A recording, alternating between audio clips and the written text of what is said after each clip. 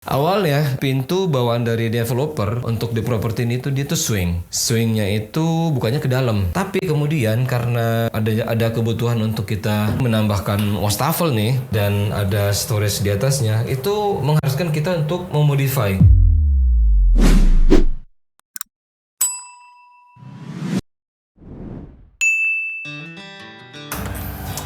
Halo, assalamualaikum warahmatullahi wabarakatuh. Ketemu lagi dengan saya, Fadli dari Apris Plan Interior. Selamat datang, kali ini kita mau review sedikit mengenai desain dan konsep desain dari salah satu properti yang sudah kita kerjakan dan sudah selesai di pertengahan tahun lalu. Oleh ownernya, properti ini dinamakan Archie Script. Yuk, masuk yuk, saya tunjukin.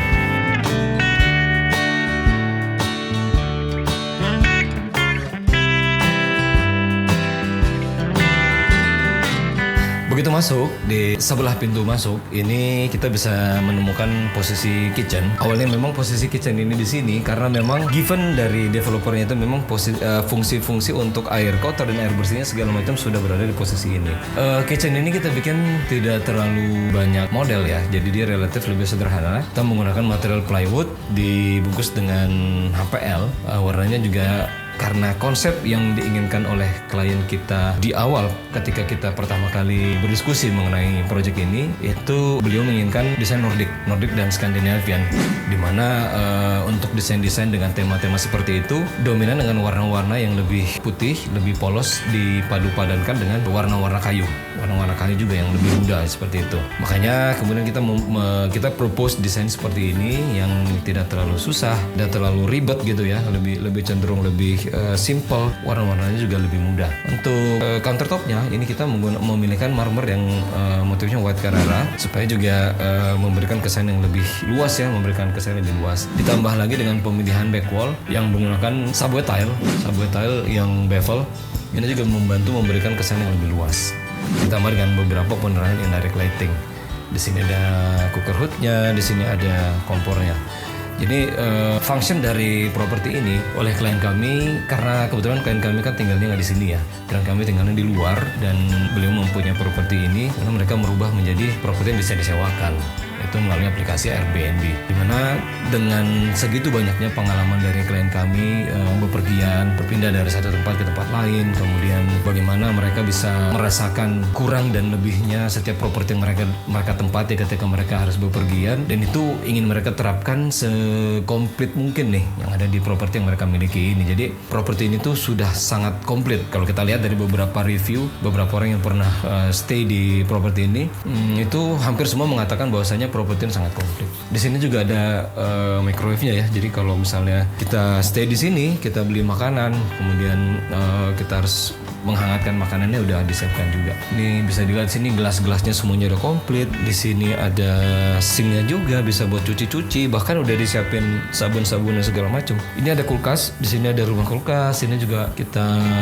mempergunakan bahan yang sama dengan bahan kitchennya, menggunakan plywood, kemudian dilapis dengan HPL. Jadi semuanya temanya di sini semuanya Nordic Scandinavian. Yang agak berbeda di proyek kita kali ini itu adalah adanya panel-panel yang mungkin bisa dilihat. Panel-panel ini tuh diaplikasikan di hampir seluruh ruangan ada di properti ini. Jadi ini kita buat dari plywood dan kemudian kita lapis dengan HPL yang kita buat sedemikian rupa dengan jarak tertentu yang kita ulang. Jadi ini memberikan suatu pengalaman ruang yang berbeda dan ini memberikan aksen yang tidak biasa gitu ya. Jadi dengan adanya pengulangan dan adanya pemilihan warna yang seperti ini, itu memberikan dampak terhadap ruangan yang jadi lebih fun gitu ya, lebih fun, lebih ceria. Kemudian ini kalau dari kitchen tadi di sebelah sini, kita di sebelahnya di sini ada ruang duduk, ruang tengah lah gitu ya, ruang keluarga. Dimana di sini kita bisa duduk, ada sofa yang cukup besar. Sofanya itu bisa untuk 3 seater. Bahannya dari fabric, warnanya sengaja dipilih yang tidak terlalu terang. Jadi warna ini warnanya lebih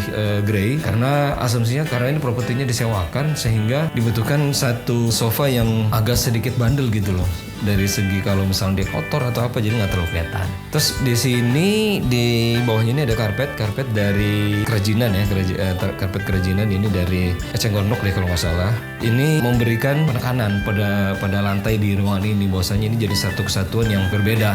Ditegaskan juga dengan bentuk dari lampunya yang bulat juga dan bentuk dari cerminnya yang bulat juga. Nah ini semua elemen-elemen dari ruangan ini tuh bersama-sama memberikan sebuah penegasan pembedaan ruang yang lebih tegas. Kemudian di sini ada Kredensial TV. Kredensial TV ini awalnya klien kita memberikan satu referensi yang mereka suka. Jadi yang mereka suka di Jerman, karena kebetulan klien kita tinggalnya di Jerman. Jadi dari referensi yang diberikan itu kemudian kami mencoba untuk mempelajari seperti apa. Nah, rupanya memang dibutuhkan suatu item furniture yang bisa multifungsi seperti ini. Mengingat di sini hanya muat mungkin untuk 3 seater, akhirnya ini kita sepakat dengan kliennya itu untuk bisa membuat sebuah seater tambahan yang bisa di sewaktu-waktu ketika kita membutuhkan ruangan yang lebih besar itu bisa di store gitu, bisa di store masuk ke Kredensial TV-nya gitu. Begitupun dengan yang ini nih. Nah, ini fungsinya untuk meja sih sebenarnya. Jadi ketika kita lagi ngumpul di sini misalnya, yang ada di sini lebih dari kapasitas yang untuk duduk di sofa, dia bisa mempergunakan ini untuk duduk di sini juga, dan bisa ada mejanya seperti ini gitu. Jadi suatu ketika misalnya kita membutuhkan ruang yang lebih besar, ini bisa kita balikin kembali ke dalam sini dan tidak makan space gitu ya. Nah, ini memang bisa jadi salah satu solusi untuk teman-teman atau sahabat-sahabat A+ yang mempunyai ruangan yang tidak terlalu luas, tapi kemudian ingin bisa mengakomodir kebutuhan ruang teman-teman kalau misalnya membutuhkan seating, membutuhkan kursi tambahan atau mungkin meja tambahan seperti itu. Nah, ini juga masih konsepnya masih sama semua nih, masih Nordic Scandinavian, karena pemilihan warnanya masih sama seperti yang kita pergunakan di kitchennya tadi. Oke, sekarang kita coba lihat ke area yang lain. Oke. Next kita mau ke arah sana, yuk. Nah, ini area dining sebenarnya ya. Ini untuk area dining. Jadi dia masih jadi satu kesatuan dengan kitchen dari arah sana menerus sampai ke sini. Ini bisa jadi area dining ataupun area belajar sebenarnya untuk anak. Di sini ada kamar anak dan di sini ada kamar utama. Kita lihat kamar anak dulu, yuk.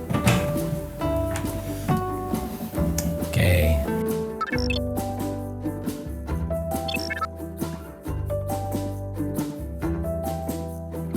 Ini kamar anaknya. Kondisinya kamarnya ini memang tidak terlalu besar ya, tapi kita akalin dengan membuat konsep bed yang seperti tatami, konsep kasur yang kita jadikan sebagai panggung gitu ya. Kemudian di atasnya tinggal kita taruh matras dengan ukuran 160, matras 160 yang bisa dipergunakan untuk 2 orang. Kemudian seperti dilihat di sini, panelnya juga tetap kita bawa nih dari luar, kita bawa ke dalam lagi. Jadi kesannya ini bukan satu ruangan yang asing gitu. Jadi pengalaman ruangnya masih akan tetap sama yang bisa dirasakan oleh orang yang stay di sini. Itu kemudian kita bawa sampai ke arah ceiling ke atasnya. Kemudian kita tambahkan dengan beberapa aksesoris di dinding untuk penempatan tanaman-tanaman hias. Seperti itu. Di sebelah sana ada jendela. Kemudian di bawahnya ini itu kita ada storage ya. Di seluruh permukaan bawah matras ini tuh sebenarnya adalah storage. Tapi kalau misalnya mau dimanfaatkan, ide awalnya adalah pemanfaatannya adalah untuk storage tambahan. Jadi mengingat karena properti ini tidak terlalu besar dan tidak terlalu luas sehingga dibutuhkan storage tambahan. Nah, itu kita buat di sisi bawah dari matras ini semua. Tapi kalau kita mau akses, kita harus bangunin dulu matrasnya baru bisa diakses. Nah, di depan-depan sini tuh ada beberapa storage yang bisa diakses seperti ini. Ini juga bisa untuk naruh-naruh tambah sebagai tambahan storage.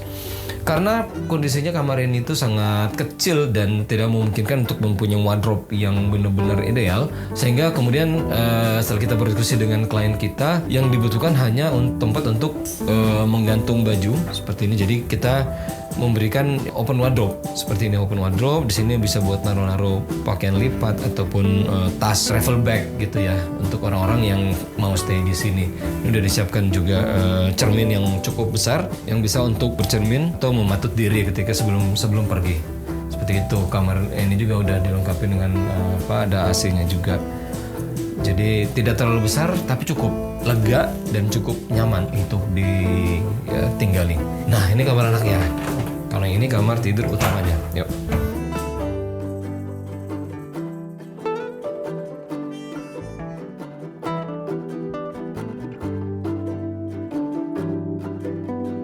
Sama seperti yang di depan, sama seperti di kamar anak, konsep panelnya ini kita bawa juga ke dalam sini. Sehingga ini benar-benar panel yang berwarna hijau toska ini benar-benar mempertegas kesan dari yang ingin disampaikan oleh klien kami, yaitu kesan properti yang memang bertemakan Nordic Scandinavian.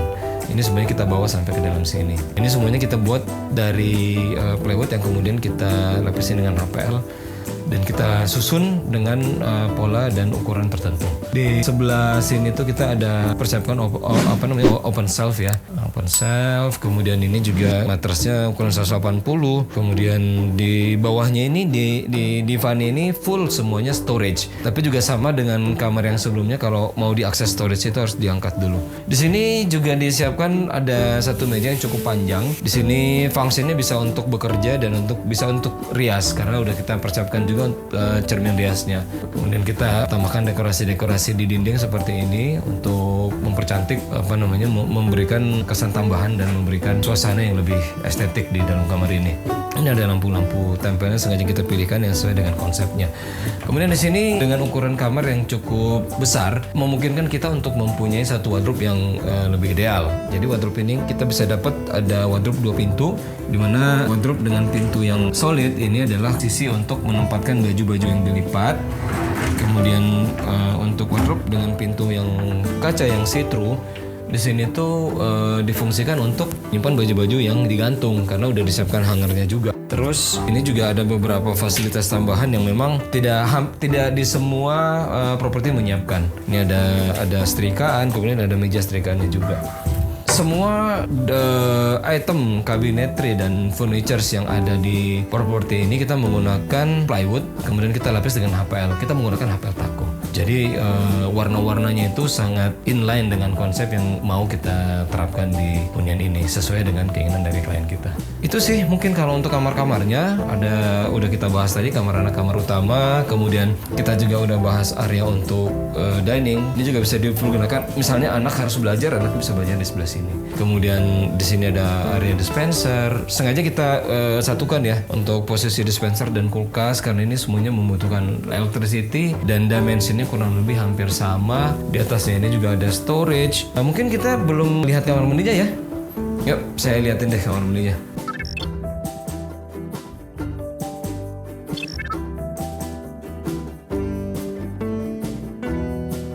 Nah, ini ada sedikit historinya nih, teman-teman. Kenapa sampai akhirnya pintu ini berubah jadi seperti ini? Awalnya pintu bawaan dari developer untuk di properti ini dia tuh swing. Swingnya itu bukannya ke dalam, tapi kemudian karena ada kebutuhan untuk kita menambahkan wastafel nih dan ada storage di atasnya, itu mengharuskan kita untuk mengharuskan kita untuk merubah bentukan yang dari swing itu menjadi sliding. Kemudian pintu existingnya kita take out, kemudian kita ganti dengan model sliding seperti ini. Ini juga masih sama dengan HPL yang dipergunakan di sini, juga masih sama dengan majority HPL yang kita pergunakan untuk furniture yang lainnya seperti di kitchen dan lain-lain. Di sini kita menempatkan satu wastafel yang tidak terlalu besar. Dia orientasinya memanjang seperti ini, cukup ramping sehingga fungsinya dapat, tapi juga tidak menghalangi orang untuk bergerak karena space yang ada sini sangat terbatas sekali ya. Akses masuknya juga terbatas, kemudian di dalamnya juga kita nggak bisa terlalu lega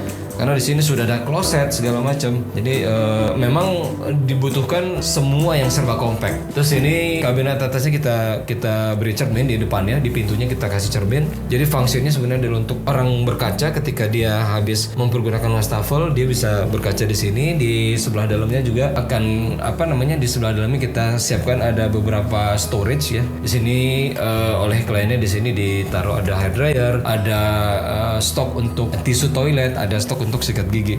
Kemudian given dari developernya, area shower ini itu tanpa sekat. Jadi hal itu sangat mengganggu ketika ada yang mandi kemudian membasahi sampai ke area sini gitu loh. Jadi akhirnya kita berikan sekat kaca ini untuk membatasi area yang basah dan area yang kering. Nah di sini walaupun area showernya sebenarnya tidak terlalu besar ya, tapi kemudian cukup nyaman. Ini bisa untuk mandi. Di sini juga dilengkapi dengan shower yang 3-way. Jadi bisa ada keran untuk wudhunya juga, dan additional yang ditambahkan di ruangan ini waktu itu juga salah satunya adalah water heater ini. Karena kita kliennya itu pengen bisa someday ketika mandi juga bisa ada air panasnya.